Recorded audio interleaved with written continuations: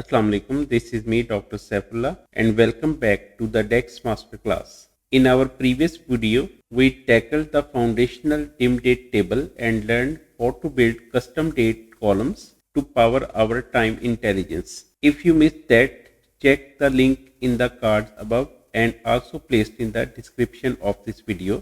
If you want to practice the formulas used in this video, you can download the dataset featured in this tutorial.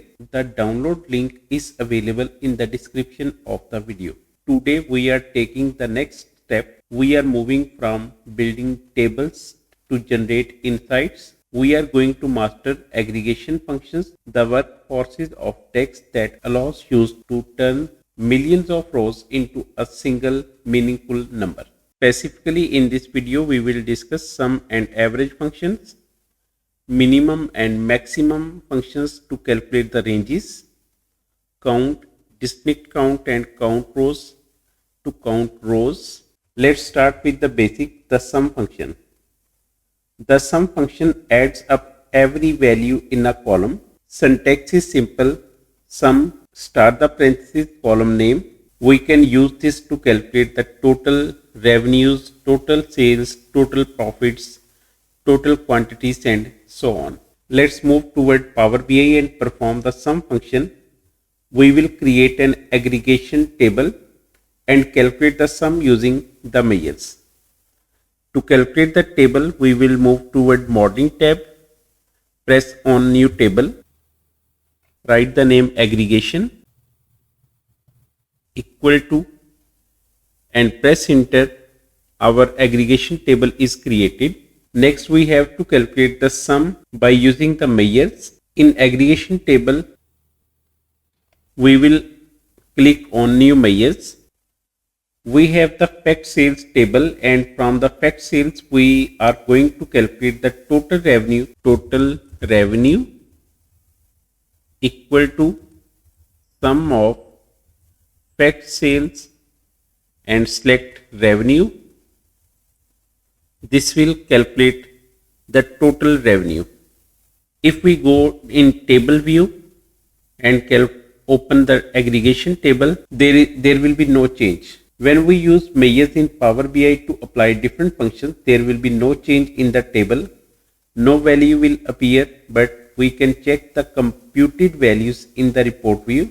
For simplicity, we will use cards and draw the total revenue on cards. On the report view, we will click on the card tab and drag the total revenue here.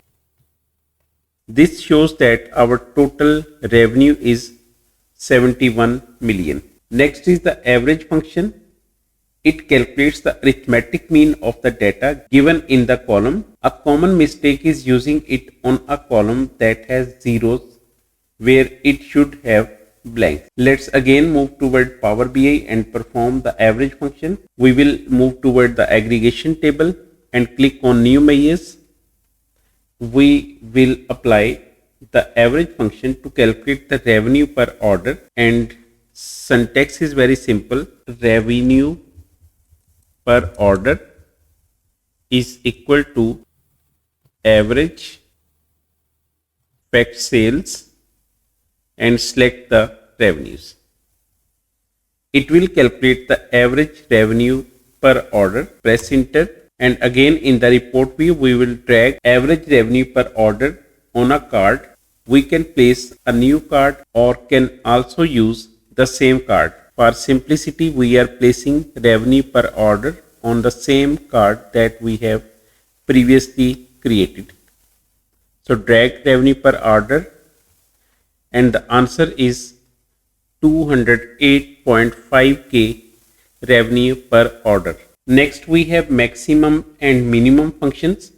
Most people use these for prices or quantities, but in DAX, these are incredibly powerful for dates. We can use these functions to find the first order date or the last transaction date, or we can use the minimum and maximum to find the ranges of the values. Again, moving toward the Power BI and apply minimum and maximum functions to compute minimum and maximum. we will apply firstly on dates column, and then we will calculate the minimum and maximum revenue for orders. So again, moving toward the aggregation table, we will click on new measures. Write first transaction date is equal to min. Press the tab, select fact sales and select order date. Similarly, for the last transaction date, we will click on modeling tab, new measure, last transaction date is equal to max. Press the tab, fact sales and order date. Close the parentheses, press enter. Our last transaction date is computed. We will create cards to show the first and last transaction dates. So we will click on cards, drag the first transaction date and the last transaction date.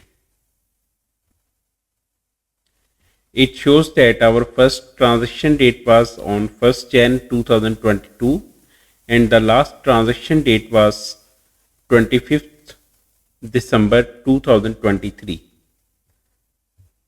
Again, we will use the minimum and maximum to calculate the minimum revenue from each order and the maximum revenue from any orders. So click on modeling, click on new measure, minimum revenue is equal to min. Press tab and fact sales and select revenue. Close the parentheses, press enter. Our minimum revenue will be created. Similarly, click on new measure, maximum revenue is equal to max. Start the parentheses, fact sales and select revenue. So maximum revenue will be computed. Press enter. We will place minimum and maximum revenue on the same card that we have previously created.